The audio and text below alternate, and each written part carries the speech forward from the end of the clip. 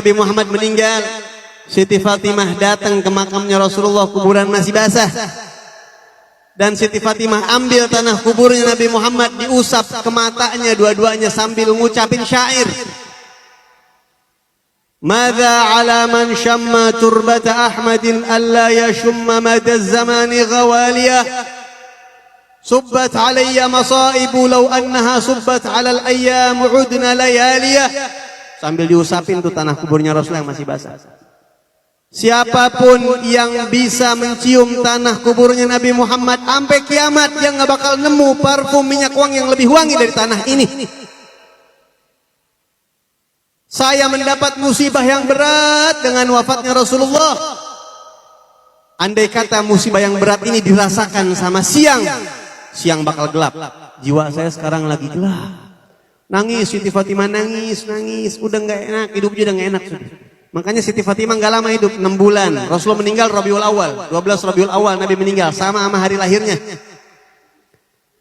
Rabiul Tsani, Jumadil Ula, Jumadil Tsaniyah, Rajab, Sya'ban, Ramadan. Siti Fatimah 6 bulan meninggal setelah wafatnya Rasulullah. Itu di 6 bulan udah nunduk, udah nggak nafsu hidup, udah nggak nafsu dunia. Siti Fatimah. Sampai-sampai Sayyidah Fatimah itu katanya banyak merenung setelah wafat Nabi Muhammad. Sampai sebagian ada sahabat yang kagak tega sama Sayyidah Fatimah, Sayyidina Anas bin Malik yang 10 tahun jadi abdi dalamnya Nabi Muhammad. Bilang, wahai Sayyidah Fatimah, yang sabar, yang kuat, ini ujian, yang sabar, yang kuat. Disampaikan begitu sama Sayyidah Fatimah. Sayyidah Fatimah bilang apa? Atabat nufusukum an tahtut turaba ala Rasulillah. Ente nyuruh ana sabar. Ente rasanya bagaimana waktu naro jenazah Nabi Muhammad terus ente uruk tuh jenazah? Bagaimana rasanya hati ente wahai para sahabat? Bisa apa nyaman tuh hati? Ana mah nggak bisa, nggak tahu ana bagaimana ini ditinggal wafatnya Nabi Muhammad. Sampai Sayyidah Fatimah di akhir hayatnya nih ngomong sama, jadi Sayyidah Fatimah itu dekat banget sama satu perempuan namanya Sayyidah Asma binti Umais. Asma binti Umais ini istri Sayyidina Abu Bakar As-Siddiq radhiyallahu anhu. Sebelum nikah sama Sayyidina Abu Bakar, dia nikah sama Sayyidina Ja'far bin Abi Thalib, kakaknya Sayyidina Ali. Berarti biras kalau kata kita mah ya. Biras-birasan begitu. Nah, terus dinikahin sama Sayyidina Abu Bakar. Dekat tuh. Jadi setelah Nabi Muhammad meninggal, Siti Fatimah nangis.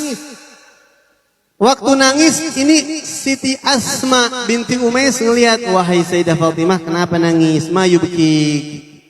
Kenapa nangis? Lihat jawaban beliau. Saya nangis bukan apa-apa. Saya nangis mikir, saya kan gak lama lagi meninggal.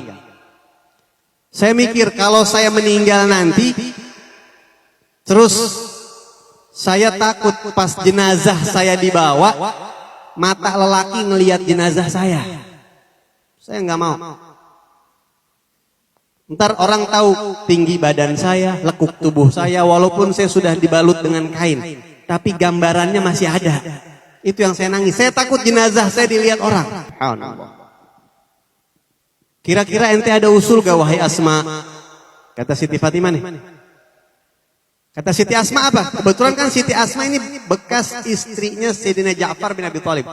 Sayyidina Ja'far bin Abi Thalib salah satu orang yang hijrah ke Habasyah, ke Afrika dulu. Waktu masih di Mekah tuh, kan ada hijrah pertama ke Afrika tuh. Nah, waktu masih jadi istrinya Sayyidina Ja'far, Siti Asma mengatakan, wahai Siti Fatimah, saya waktu tinggal di Afrika, di Habasyah dulu ngelihat orang-orang kalau meninggal di sana itu digotong pakai keranda. Kerandanya itu ditutupin pakai kain. Dibikin pakai kayu-kayu begitu terus ditutupin pakai kain. Nah, kalau gitu ana wasiat sama ente. Ente bikinin itu buat ana. Nanti kalau meninggal tolong tutup biar enggak ada orang bisa ngelihat jenazah ana. Sehingga ketika detik-detik Sayyidah Fatimah mau meninggal dunia, udah enggak nafsu hidup, udah enggak nafsu dunia. Sayyidina Ali datang kepada Sayyidah Fatimah. Baik. Sayyidah Fatimah bilang, wahai suami, ana mau nyampein wasiat yang ada di hati ana sekarang, bisa gak ente jalanin kira-kira? Insya Allah ana siap, kata Sayyidina Ali. Wahai ya binta Rasulillah, wahai putri Rasulullah, Saya siap menjalankan apapun, keluarin apapun wasiat kamu kasih sama saya akan jalanin. Saya punya 3 wasiat, tolong jalanin kalau saya meninggal. Sebutin apa, saya akan jalanin. Yang pertama, kata Siti Fatimah, nanti kalau ana meninggal, tolong bawa jenazah ana pakai keranda. Yang sudah ana musyawarahkan dengan Asma binti Umais. Kata dia di Afrika begitu orang. Dan dalam sejarah, jenazah yang pertama kali dibawa pakai keranda, pakai kurung batang itu Siti Fatimah tuh dalam sejarah. Dulu-dulu orang nggak pakai begituan. Ya. Terus yang kedua apa lagi? Yang kedua, Siti Fatimah bilang sama Sayyidina Ali yang kedua, kalau ana meninggal, tolong nikahin keponakan saya, Umamah binti Abil As bin Rabi', putri dari saudari saya Zainab binti Rasulullah. Jadi Rasulullah anak perempuannya yang paling tua itu namanya Sayyidah Zainab, nikah sama Abul As bin Rabi', punya anak perempuan satu namanya Umamah. Yang dalam hadis pernah Nabi Muhammad gendong dalam sholat tuh anak perempuan itu dia. Itu ponakan saya, mudah-mudahan sayang sama anak-anak saya nanti. Marhaba. Yang ketiga apa? Wahai Fatimah, wahai binti Rasulullah. Yang ketiga, tolong kubur ana malam-malam di Baqi'. Ana enggak mau dikubur siang. Kenapa? Enggak mau dilihat sama mata lelaki ana jenazah. Jadi Siti Fatimah itu dijalanin semua wasiatnya Mas Sayyidina Ali. Dikubur malam kenapa? Karena enggak mau dilihat lelaki. Masya Allah ya. Jenazahnya kagak mau dilihat sama lelaki. Kalau sekarang kan orang pada mejeng Pak di medsos. Yang joget-joget ya, Masya Allah.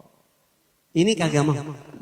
Dan dikubur di Baqi', Sayyidina Ali sengaja menyembunyikan kuburnya Sayyidah Fatimah. Disaruin dengan kubur-kubur yang lain posisinya. Karena emang gak mau kelihatan.